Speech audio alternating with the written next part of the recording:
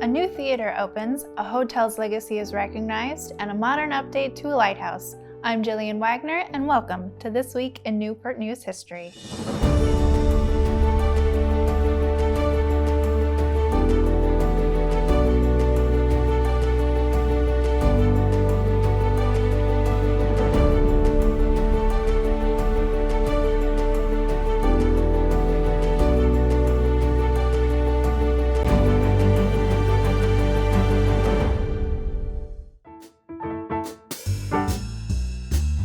October 2nd, 1931.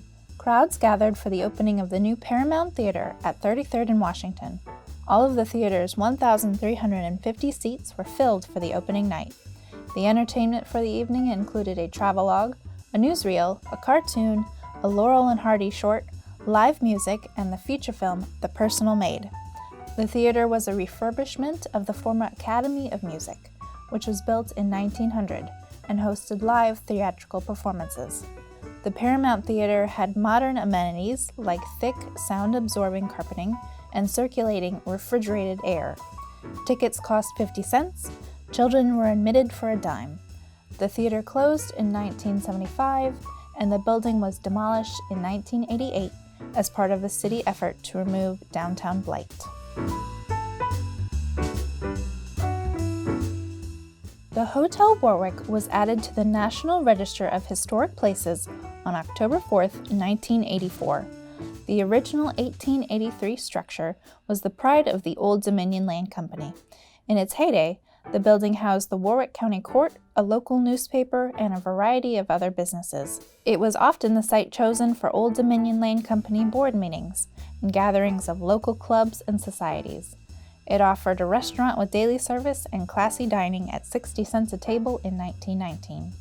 November 14, 1961, saw the structure burn to the ground with only the 7-story 1928 annex surviving.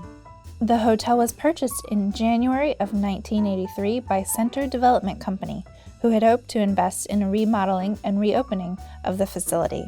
The revitalization project was not as successful as hoped for, and was deeply in debt by 1986, with the hotel's occupancy not exceeding 50% of capacity. It closed in early 1988 and was investigated as a potential home for senior citizens later that same year. It was purchased by VMH in 1991 and opened as low-income housing. Situated between the deep waters of Hampton Roads and the mouth of the James River, on a much shallower clay and sand shoal known as Middle Ground, is the cast iron, caisson-style structure known as the Middle Ground Lighthouse. The 26 feet in diameter structure stands in about 15 feet of water and is today visible just east of the I-664 South Tunnel entrance. Inside, the keeper had use of 3 stories with a coal cellar on the lowest level. It began its service as a harbor light in 1981 under the management of the United States Lighthouse Service.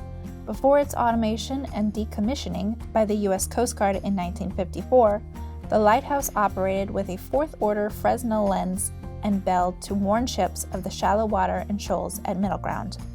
Harvey Mayer, the lighthouse's last keeper, left his watch on October 15, 1954, as the new 100-watt bulb and automatic fog bell replaced manned service. The lighthouse was sold at auction for $31,000 by the Coast Guard in 2005 to a private family. This has been your historical moment. Thank you for joining us.